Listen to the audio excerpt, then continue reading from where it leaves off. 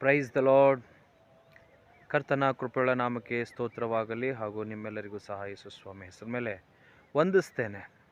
ಸತ್ಯವೇದದ ಒಂದು ವಾಕ್ಯವನ್ನು ನಿಮ್ಮ ನೆನಪಿಗೆ ತರುವುದಕ್ಕೆ ನಾನು ಇಷ್ಟಪಡುತ್ತೇನೆ. ಬೈಬಲ್ನಲ್ಲಿ ಯೋಹಾನನ ಬರೆದ ಸುವಾರ್ತೆ 4ನೇ ಅಧ್ಯಾಯ 24ನೇ ವಚನದಲ್ಲಿ ಹೀಗೆ ಬರೆಯಲ್ಪಟ್ಟಿದೆ: ದೇವರು ಆತ್ಮಸ್ವರೂಪನು, ಆತನನ್ನು ಆರಾಧಿಸುವವರು ಆತ್ಮೀಯ ರೀತಿಯಲ್ಲಿ ಸತ್ಯಕ್ಕೆ ತಕ್ಕ ಹಾಗೆ ಆರಾಧಿಸಬೇಕೆಂದು ಬರೆಯಲ್ಪಟ್ಟಿದೆ. ನನ್ನ ಸಹೋದರ ಹಾಗೂ ಸಹೋದರಿಯರೇ, ದೇವರು ಆತ್ಮವಾಗಿದ್ದಾನೆ, ಆತ್ಮಸ್ವರೂಪನಾಗಿದ್ದಾನೆ. ಆತನನ್ನು ಆರಾಧಿಸುವವರು ಆತ್ಮೀಯ ರೀತಿಯಲ್ಲಿ ಸತ್ಯಕ್ಕೆ ತಕ್ಕ ಹಾಗೆ ಆತನನ್ನು ಆರಾಧಿಸಬೇಕು ಎಂಬುದಾಗಿ. ಉದಾಹರಣೆಗೆ, ಆತ್ಮೀಯ ರೀತಿಯಲ್ಲಿ ಎಂಬುದಾಗಿ ನಾವು ನೋಡುವುದಾದರೆ, ಸಂಪೂರ್ಣ ಮನಸ್ಸಿನಿಂದ, ಏಕಾಗ್ರತೆಯಿಂದ, ಮನಪೂರ್ವಕವಾಗಿ ದೇವರನ್ನು ಆರಾಧಿಸಬೇಕು ಮತ್ತು ಇಚ್ಛೆಪೂರ್ವಕವಾಗಿ ದೇವರನ್ನು ಸ್ತುತಿಸಬೇಕು ಮತ್ತು ನಮ್ಮ ಶರೀರ, ಆತ್ಮ, ಪ್ರಾಣವನ್ನು ಸಂಪೂರ್ಣವಾಗಿ ಒಪ್ಪಿಸಿ ಆತನನ್ನು ಆರಾಧಿಸಬೇಕು ಎಂಬುದಾಗಿ ನಾವು ಬಯಸುವಂಥವರಾಗಿದ್ದೇವೆ ಪ್ರಿಯರೇ. ದೇವರು ಆತ್ಮನಾಗಿದ್ದಾನೆ. ಆತನಿಗೆ ರೂಪ, ಆಕಾರ, ವಿಕಾರವನ್ನು ಕೊಡೋದಕ್ಕಿಂತ ಆತ್ಮವಾಗಿದ್ದಾನೆ.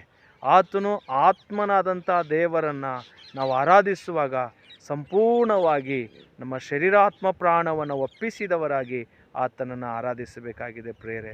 ನಾವು ಆರಾಧನೆ ಮಾಡುವಾಗ, ಪ್ರಾರ್ಥನೆ ಮಾಡುವಾಗ ನಮ್ಮ ಮನಸ್ಸು ಆ ಕಡೆ ಈ ಕಡೆಗೆ ಕೊಡದೆ, ಆ ಕಡೆ ಈ ಕಡೆ ವಿಚಾರ ಮಾಡದೆ, ಭೂಮಿಯನ್ನು ಉಂಟು ಮಾಡಿದ ದೇವರು, ನಮ್ಮನ್ನು ನಿಮ್ಮನ್ನು ಉಂಟು ಮಾಡಿದ ದೇವರು, ಸೂರ್ಯ ಚಂದ್ರ ಗಗನ ಮಂಡಲಗಳನ್ನು ಉಂಟು ಮಾಡಿದ ದೇವರು, ಆತನ ಮಹಾಕೃಪೆಯನ್ನು, ಕರುಣೆಯನ್ನು, ಸೃಷ್ಟಿಯನ್ನು ನಾವು ನೆನೆದವರಾಗಿ ಆತನಿಗೆ ಕೃತಜ್ಞತೆಯೊಡನೆ ಆರಾಧನೆ ಮಾಡುವಂಥದ್ದೇ ಇದು ಆತ್ಮೀಯ ರೀತಿಯಲ್ಲಿ ಆಗಿದೆ ಪ್ರಿಯರೇ. ನಾವು ಆರಾಧನೆ ಮಾಡುವಾಗ ನಾವು ಏನು ಮಾಡ್ತಾ ಇದ್ದೇವೆ, ಯಾವ ಹಾಡು ಹಾಡ್ತಾ ಇದ್ದೇವೆ ಎಂಬುದಾಗಿ ನಾವು ಅರ್ಥ ಮಾಡ್ಕೋಬೇಕು. ಏನೋ ಒಂದು ಕಂಠಪಾಠ ಮಾಡಿ, ಬಾಯಟ್ ಮಾಡಿ ಏನೋ ಹಾಡಿರುವಂಥದ್ದನ್ನು ಹಾಡ್ತಾ ಇದ್ದೀವಲ್ಲ, ಅದು ಅನುಭವಿಸುತ್ತಾ ಹಾಡುವುದೇ ಆತ್ಮೀಯ ರೀತಿಯಲ್ಲಿ ಆಗಿದೆ. ಆ ಹಾಡವನ್ನು ಹಾಡುತ್ತಿರುವಾಗಲೇ ನಾವು ಅನುಭವಿಸ್ತಾ ಇರಬೇಕು. ಈ ಹಾಡ ಏನಿದೆ ಎಂಬುದಾಗಿ ಅರ್ಥ ಮಾಡಿಕೊಳ್ಳುತ್ತಾ ನಾವು ಹಾಡಬೇಕಾಗಿದೆ. ನಮ್ಮ ಸೃಷ್ಟಿಕರ್ತನು ನಮ್ಮ ಯಜಮಾನನು ಎಂಬುದಾಗಿ ಹೇಳಿದಾಗ, ನಮ್ಮ ದೇವರು ಯಜಮಾನನಾಗಿದ್ದಾನೆ, ಸೃಷ್ಟಿಕರ್ತನಾಗಿದ್ದಾನೆ, ಒಡೆಯನಾಗಿದ್ದಾನೆ ಎಂಬುದಾಗಿ ತಿಳಿದವರಾಗಿ ನಾವು ಆರಾಧನೆ ಮಾಡುವವರಾಗಬೇಕಾಗಿದೆ ಪ್ರಿಯರೇ. ನಮ್ಮ ಒಡೆಯ, ಯಜಮಾನ, ಇಮ್ಮಾನುವೇಲ ಆತನಾಗಿದ್ದಾನೆ, ನಮ್ಮನ್ನು ಕಾಯುವಂಥ ಕುರುಬನು ಎಂಬುದಾಗಿ ನೆನೆದವರಾಗಿ ನಾವು ಆರಾಧನೆ ಮಾಡಬೇಕಾಗಿದೆ. ಆ ಹಾಡದ ಮೂಲಕವಾಗಿ, ಆ ಹಾಡದಲ್ಲಿ ಬರೆದಿರುವಂಥ ಒಂದು ಸಾಹಿತ್ಯ ಏನಿದೆಯೋ ಅದನ್ನು ಪರಿಪೂರ್ಣವಾಗಿ ಅರ್ಥ ಮಾಡಿಕೊಳ್ಳುತ್ತಾ ನಾವು ಹಾಡಬೇಕಾಗಿದೆ.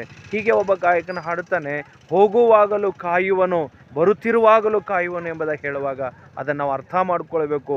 ನಮ್ಮ ದೇವರು ನಮ್ಮನ್ನು ಕಣ್ಣಿಟ್ಟು ಕಾಪಾಡುವವನಾಗಿದ್ದಾನೆ ಎಂಬುದಾಗಿ. ಇದು ಆತ್ಮೀಯ ರೀತಿಯಲ್ಲಾಗಿದೆ ಎಂಬುದಾಗಿ ನಾನು ನಿಮಗೆ ತಿಳಿಸುವಂಥವನಾಗಿದ್ದೇನೆ. ಸಾಧ್ಯವಾದರೆ ಮುಂದಿನ ದಿನಗಳಲ್ಲಿ ಇದನ್ನು ಹೆಚ್ಚಿಗೆ ನಾವು ಕಲಿಯೋಣ. Praise the lord.